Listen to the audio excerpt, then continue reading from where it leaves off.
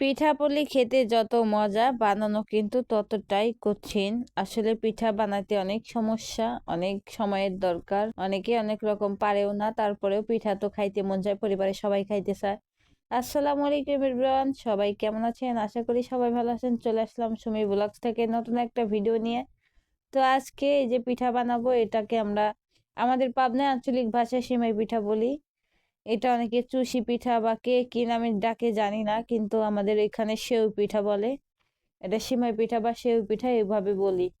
তো আজকে এই পিঠাগুলো বানিয়ে নিলাম, অনেকটা সময় লাগছে, আর পিঠা বানাইতে অনেক কষ্ট হয়েছে, একা হাতে বানানো অনেক সময় গেছে। আসলে কোনো কাজই চালু চালু করতে পারিনি, এক কথায় বলতে গেলে ঢিলা কোম্পানির মতো একদম আমার কাজ কোনোটাই চালু হয় না। তো পিঠাগুলো বানাতে বানাতে পিঠ ব্যথা করতেছিল, অনেক সময় পার হয়ে বসে থাকতে হয়েছিল। অবশেষে অনেক রাত্রে বানানো হয়েছে, তো এখনই রান্না করে ফেলতেছি।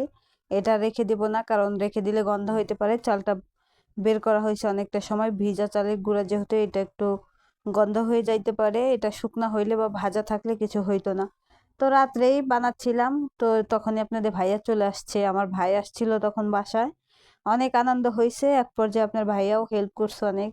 সবাই বাসার মধ্যে হইচই করতেছিল, বেশ ভালোই লাগে বাসায় যদি সবাই থাকে একসঙ্গে। আর এদিকে আমার মেয়েটা ঘুরঘুর করতেছে, কখন পিঠা হবে, কখন খাবে। যে কোনো পিঠা বানানোর কথা বললে ও বেশি খাক আর না খাক, ও সবসময় এমনই করে। মানে খুব আনন্দ ফিল করে সব সময় যে এটা বানাচ্ছে আম্মু, এটা খাবো।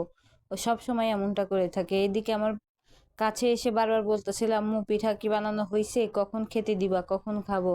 এই তো ব্যস্ত হয়ে গেছে। তো বানানোর পরে কিন্তু তাকে আগে দিয়েছি, আম্মু তুমি খাও, তুমি অনেক রাত্রে জাগছো। তো ওই সময় কিন্তু স্কুলটা বন্ধ ছিল, এই জন্য অনেক রাত জাগতে পারছে।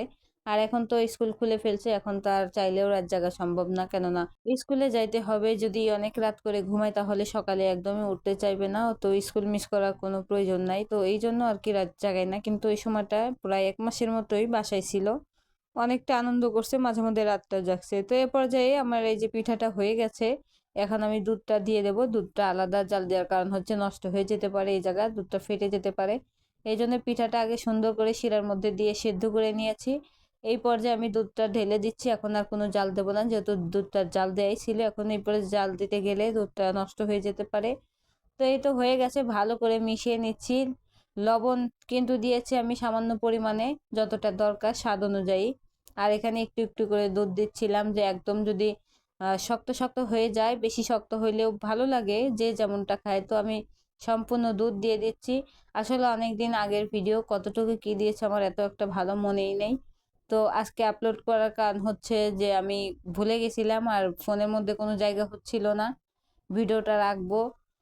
তো এই কারণে নষ্ট না করে ভাবলাম যে এডিট করে ছেড়েই দিই, আপলোড না করলে তো এটা আস্তে আস্তে পরে ডিলেট হয়ে যেতে পারে, এই জন্য তাড়াতাড়ি এডিট করে ছেড়ে দিলাম। তো এই তো পিঠা বানানো শেষ হয়ে গেছে। অবশ্যই ভিডিওটা সবাই দেখবেন, যদি ভালো লাগে লাইক কমেন্ট শেয়ার করতে ভুলবেন না। আর পিঠাটা এই যে দেখাইতেছি, এটা কিন্তু পরের দিন সকালবেলা এরকম হয়ে আছে। আমি কিন্তু ফ্রিজে এখন অবধি রাখি নাই, ফ্রিজে রাখছি। এরপরে সারাদিন এটা খাবে, তারপর যেটা বাকি থাকবে ওইটা ফ্রিজে রাখবো। সবাই ভালো থাকবেন, আজকে ভিডিও এই পর্যন্ত, আল্লাহ হাফিজ।